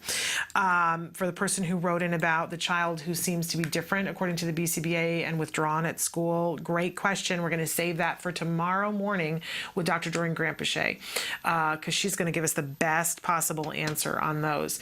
Also wanted to say that a bunch of you wrote in on the question of the day, which is what's the hardest part of taking care of yourself? And if I were going to condense what everybody said, it's finding the time and the energy and then being willing to take the time for yourself because you feel like when you take the time for yourself, you're taking time and money and energy away from your child. I think, that's the hallmark of being an autism parent is that we are like that all the time. And it's not just the women. If you watch the A Word, the dad says, I feel guilty if I sit and watch 10 minutes of football because that's 10 minutes that I could be working on something with him. We're all going to, carry that with us at all times. But again, I want to make the point that teaching adaptive skills to our children is essential to their success and health and well-being. Absolutely essential. I don't think any of you would argue that with me. And one of the most powerful teaching tools that we have at our disposal is modeling it. And if we do not model self-care, then we are already letting our kids down. Do we want to raise a child who believes that they should never take time for themselves? Of course not. Of course not. So I am being told, and I am beginning to really see this with my child at 11, is that if I don't take the time and if I don't demonstrate that it's important for me, I'm failing on two levels. I'm not teaching my child how important it is for him to take care of himself, and I'm not teaching my child how I respect myself. I undermine my own authority with him when I do that, so that when he says to me, well, somebody said this and they don't like me, and I say, you have to be strong for yourself and take care of yourself, he's not going to believe me because I'm the person who doesn't take care of myself. And I'm also setting myself up for failure when he is 16. I already see this at 11. There are times when he completely, and not for lack of perspective taking lessons, right? But he will completely fail to see when something that he has done was not appropriate and not respectful of me. And part of that is because I have not taught him that I respect myself enough to take care of myself. So we all, and myself included, I'm really, talking to myself as much as I'm talking to you, we all need to start being really good role models of self-care. It's absolutely essential that we do that, and it will help us to be there longer for our kids. Absolutely longer. So how do we teach adaptive skills to ourselves, to our kids? First thing we must do is do it ourselves. Then we have to make sure, here's the tough part, are you ready? We have to make sure that it's reinforcing to us and that they see that. And then when we're having them learn their skill, that we have to make it reinforcing to them. And I was thinking about this over the weekend because it is time. My son is 11. We are about to start him cutting his own nails. I was like, when do we do this? I guess we do this now at 11. And I have to remind myself, because it's not going to go well the first time. I already know this, right? I'm mentally prepared for it. And then if it does go well, I could be surprised, right? But I have to make sure that I have some sort of big reinforcement for him after he does it, so that he has that first seed of, oh, look, I do this and it feels better and I got a big reward for it. Over time, I'm going to taper that reinforcement, so eventually he's just doing his nails and he's doing it because it feels good and he feels good about himself when his nails are clipped. But to begin with, I have to set the tone of, look, this is something that's really good for you and good things happen when you do this. It's going to be artificial because, I don't know about you, I clip my fingernails and there's no brass band and nobody gives me a gift or gives me an opportunity to do what I want to do, right? That doesn't happen. But we set up these artificial circumstances to start our kids on a path of finding something reinforcing. We know it works. There's research to show, and we can do that with absolutely anything adaptively. It's really important to stop for a second and think about, what are you working on adaptively? Here we are in the summer. What would be a good opportunity to be working on? And really, you ask yourself, what's getting in your way?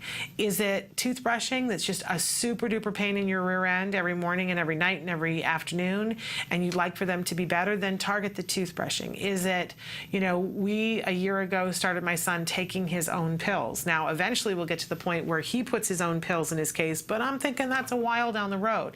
But where are you in self-care? If you have a 1.5-year-old, it's a perfect time to start them on brushing their teeth. You don't have to put anything on the toothbrush, and they don't have to do a good job, right? But we're starting that path, that message of you're taking care of yourself. We know, we've seen from our kids that when they successfully do take care of themselves, there is a self-esteem that comes with that cannot be purchased. So if you think, oh, well, I'm just doing this to make their lives easier, guess again. All you have to do is watch a child who is finally able to toilet themselves and pull up their own pants, and you see that they stand up a little taller and they get that grin, I could do it. It makes them feel capable. So maybe this is the summer for toilet training. Maybe this is the summer when you've got a teenage daughter and you start talking about menstruation and how they take care of that before it happens. Maybe this is, when the summer that you start on deodorant. It's mind-boggling all the things that there are to work on. Maybe it's time to start feeding the pet. Maybe it's time to start with making the bed, and maybe if it's a 4-year-old, it just means them smoothing it out after you do it. We can start anywhere, but it's important that you always be working on 2 or 3 adaptive things in a very slow and systematic way so that we're getting to success. Ask yourself what you're doing, and if you can't always remember, it's great to write these things on a Post-it note and put it someplace on a kitchen cabinet, on the refrigerator, on the bathroom mirror. If you're working on things that are happening in the bathroom, put them there to write, oh, right, we're working on that today, so that you fold it into your everyday life. Okay, now we're going to continue talking about adaptive skills, but I want to tell you about a little bit what's happening later on this week. Tomorrow, we have Dr. Doreen Grandpichet back. She's a newlywed. She's here with us. We're going to talk briefly about the wedding, and then she's going to be answering your questions. Then also tomorrow, we have Vince Redmond, licensed in marriage and family therapist, who will be with us during Let's Talk Autism with Shannon and Nancy. We're going to talk about self-injurious behavior and what it does to the family, and what violent behavior does to the family, and what we can do from a family perspective. So that's tomorrow. And then on Thursday, we've got some really incredible guests for you. A young woman who is going to be teaching some cooking lessons. Very excited to talk with her about that, just for young people who are on the autism spectrum. We're out of time.